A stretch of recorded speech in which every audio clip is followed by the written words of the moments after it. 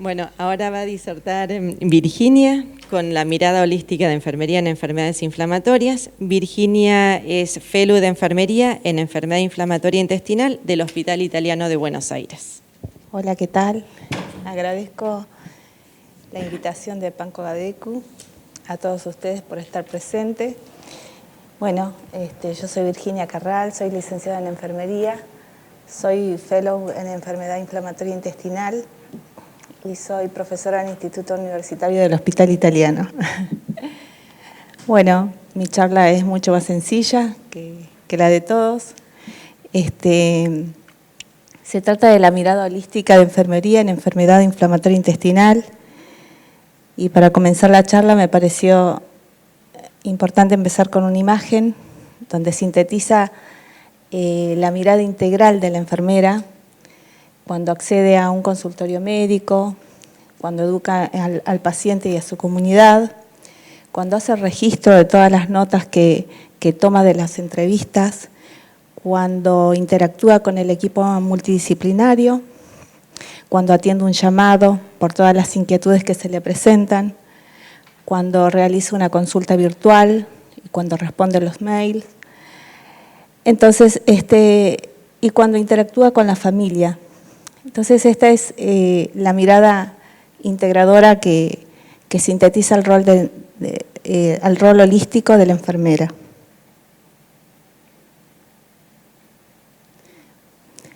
Bueno, me propuse 3 objetivos simples, sencillos. El primero está en conocer el enfoque holístico que caracteriza la atención integral de enfermería y compartir con ustedes cómo nos formamos los enfermeros, conocer las principales problemáticas a las que se enfrentan los pacientes y que repercuten en la calidad de vida de los pacientes y caracterizar las principales intervenciones con enfoque holístico. Vamos con el primero, ¿sí? Está relacionado con el paradigma de enfermería y los modelos de cuidado. Hay muchos modelos de cuidado que están en la historia de enfermería. Yo solamente puse estos modelos, que son los que más se acoplan a lo que es la enfermedad inflamatoria intestinal, ¿sí? Empezando por Florence Nightingale, donde en la guerra de Crimea ella, fue protagónica en el cuidado, porque no solamente realizó cuidado a los heridos, a los soldados, sino también tuvo en cuenta el entorno y el contexto donde estaban estos soldados, ¿sí? Y estableció las primeras normativas de higiene, de lavado de manos. Después, continuando con Virginia Henderson, donde habla del modelo de las 14 necesidades, donde hablan del modelo de termo regular, de vestirse, del sueño, de lo social, de la participación, de la comunidad. Continuando con Hilda de Peplot, donde habla de los modelos de las relaciones interpersonales. Hilda de Peplot enfatiza el modelo de enfermería donde se conoce, donde se actúa, donde uno establece un vínculo con el paciente que le permite conocer en profundidad lo que le pasa y a través de eso realizar una valoración holística. Luego, ya en 1969, Dorothea Oren habla de un modelo de autocuidado donde jerarquiza, digamos, la valoración de enfermería, pero poniendo en potencial el desarrollo de que el paciente desarrolle su autocuidado. Entonces la enfermera sería como un mensajero, digamos, donde promueva que el paciente se empodere de su cuidado. Y en 1970 Martha Rogers habla de los procesos vitales de la enfermera, donde también hace hincapié al contexto, a la espiritualidad y, en síntesis, digamos, todas las enfermeras en sus diferentes, jerarquizando o no algunos modelos, no solamente tienen en cuenta la persona con la que está sintiendo, el tratamiento con los que están llevando, sino también su espiritualidad, su entorno, la familia y todo lo que representa alrededor del paciente. En la actualidad, en distintos sanatorios, en distintas clínicas, se desarrollan distintos modelos. En el Hospital Italiano nosotros tomamos el modelo de Virginia Henderson y las 14 necesidades, y en las unidades, más que nada de internación, se jerarquiza la valoración en base a estas 14 necesidades.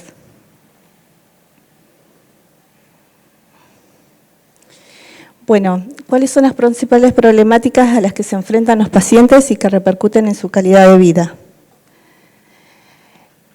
A mí me pareció re importante empezar con esta imagen que nos caracteriza a los que vivimos en el siglo XXI, pero que en realidad empezó, digamos, después de la Segunda Guerra Mundial, no sé si lo habrán escuchado, que es el mundo Buca y el mundo Bani. El mundo Buca y el mundo Bani aparecen como términos preponderantes después de la Segunda Guerra Mundial, donde muchas personas habían quedado sin familia, se habían quedado sin hogar, sin un lugar donde vivir, ¿no?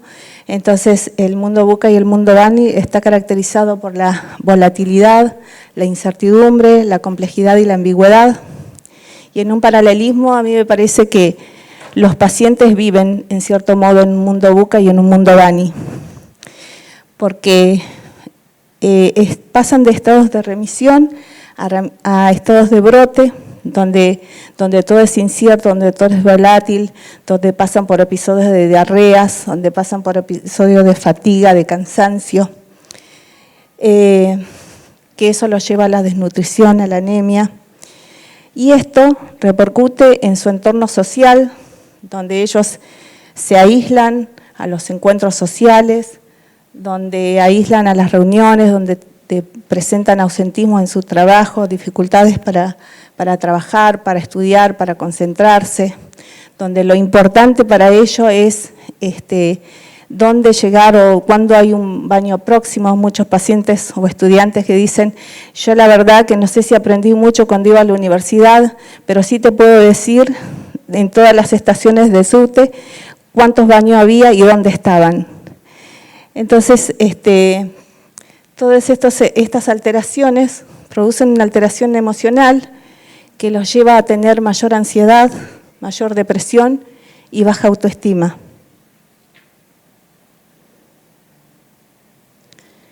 También hay otras manifestaciones que se les presentan, extraintestinales como la artritis, la uveitis, el eritema nodoso, el pioderma gangrenoso, que los lleva a tener dolor, ¿sí?, sumado a los efectos adversos de los medicamentos, ¿sí? Y muchas veces, cuando aparecen edades muy tempranas, un retraso en el crecimiento, que altera su imagen corporal. Bueno, ¿cuáles son las intervenciones con enfoque holístico? Me pareció prudente empezar con el modelo centrado teniendo en cuenta el enfoque holístico, los factores psicológicos, sociales y biológicos, donde en primer lugar tenemos que reconocer al paciente como un ser integral, interpretando los signos cambiantes en relación a la remisión y los brotes que presentan, brindando cuidados farmacológicos y de la integridad de la piel, escuchando el dolor y valorando el dolor según las escalas que uno considere. Nosotros en el Hospital Italiano nos manejamos con diferentes escalas, pero en adultos se maneja una escala numérica del 0 al 10, donde se puede objetivar el dolor en el paciente, facilitar el contacto con otros especialistas, identificando los estados de depresión, miedo, ansiedad o incertidumbre, y proporcionando apoyos y cuidados emocionales, que ahora lo vamos a desarrollar mejor. Entonces, el cuidado holístico, ¿cómo empezaríamos a realizar un cuidado holístico? En primera instancia, nos guiamos por la guía de práctica de enfermería, GTI, y del grupo enfermero de crónico colitis ulcerosa. Entonces comenzamos con una valoración del paciente en la primera entrevista, donde le preguntamos en primera instancia cómo se siente, cómo está, cómo repercute la enfermedad en su vida, ¿sí? Y también lo que nos dicen las normas es realizar un seguimiento a los pacientes, visitarlos cuando están hospitalizados, vigilar las inmunizaciones, chequear con ellos el estado de las vacunas en las que presentan, evaluar la adherencia terapéutica, evaluar y valorar las manifestaciones extraintestinales y realizar un seguimiento clínico multidisciplinario. Entonces, ¿cómo deberíamos acercarnos nosotros a los pacientes? En primera instancia es brindar una escucha activa, una escucha empática, comprendiendo el lugar del otro, ¿sí?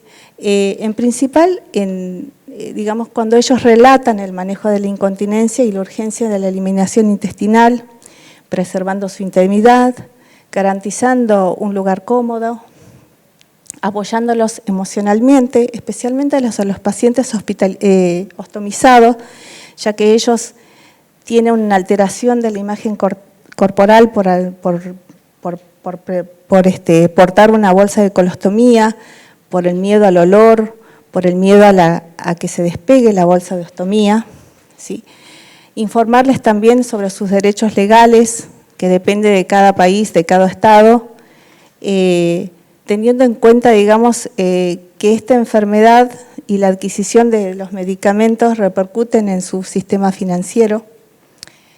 Respetar a los pacientes según su cultura, su creencia y principalmente proporcionándoles un trato digno.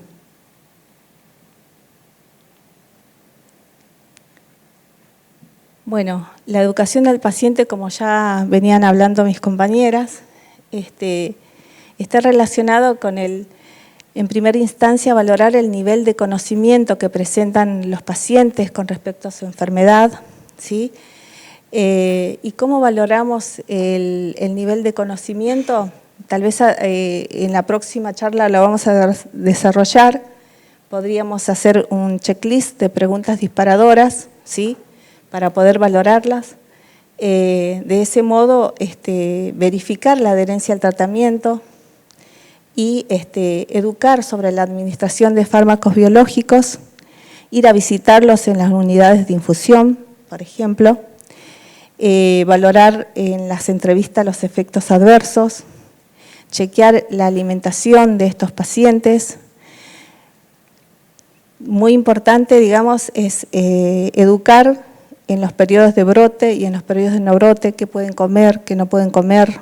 Podríamos, y esto también lo vamos a hacer en una charla posterior, decir qué podríamos utilizar como folletería, como infografías, para, digamos, visualizar y llegar a todos los pacientes de cómo se pueden alimentar mejor para tener una mejor nutrición. Y no solamente educar al paciente, sino educar a toda la familia para lograr un mejor nivel de conocimiento, aumentar la adherencia al tratamiento, para disminuir la crisis y para mejorar la calidad de vida. Bueno, acá cité un estudio que están acá Daniela Simian y Lilian Flores, ¿sí? Así que gracias por ese artículo que me sirvió mucho para esta presentación. Bueno, también otro aspecto importante del cuidado holístico es cómo nos comunicamos con el paciente, ¿sí?, y con el equipo de salud, con el equipo multidisciplinario, ¿no?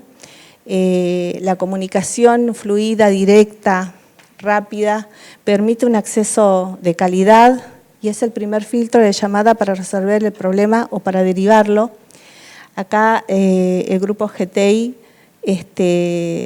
realiza como un algoritmo donde la enfermera recibe el llamado, si no puede resolverlo, lo comunica con el médico, si no puede resolverlo, lleva una interconsulta con otras especialidades, si no puede resolverlo lo mandan a urgencias, si no puede resolverlo lo lleva a un ingreso hospitalario para poder resolver esta problemática, ¿sí?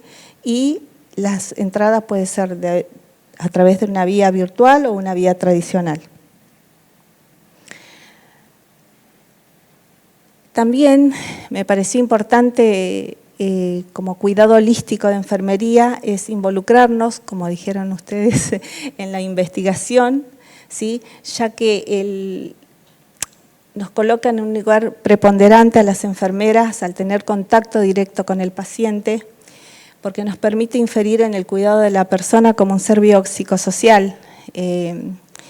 Yo hace poco que estoy en la unidad de enfermedad inflamatoria y a veces no me acuerdo el nombre de los pacientes ni qué biológico están usando, pero sí me acuerdo de sus vidas y de lo que pasan. Entonces es muy importante por ahí conocer cómo es su estilo de vida, qué es lo que le preocupa. Hay muchos estudios liderados por enfermeras que describen la calidad de vida, ¿sí? Y la vida de los pacientes, que a nosotras nos va a servir, digamos, para poder generar un mejor accionar y para generar futuras investigaciones, ¿sí? Acá yo nombré varios, el impacto del cuidado de enfermería en la calidad de vida de los pacientes, las intervenciones de enfermería relacionadas a la fatiga, el impacto de la enfermedad inflamatoria.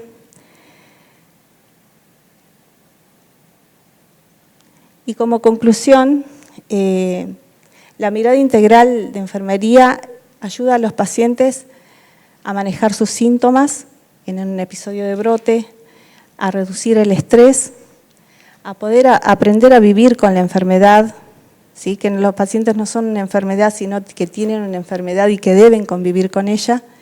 Y esto los coloca, digamos, en un lugar preponderante para mejorar sus vidas, donde nosotros podemos ser una pequeña parte que pueda colaborar hacia una paciente empoderada. Muchas gracias.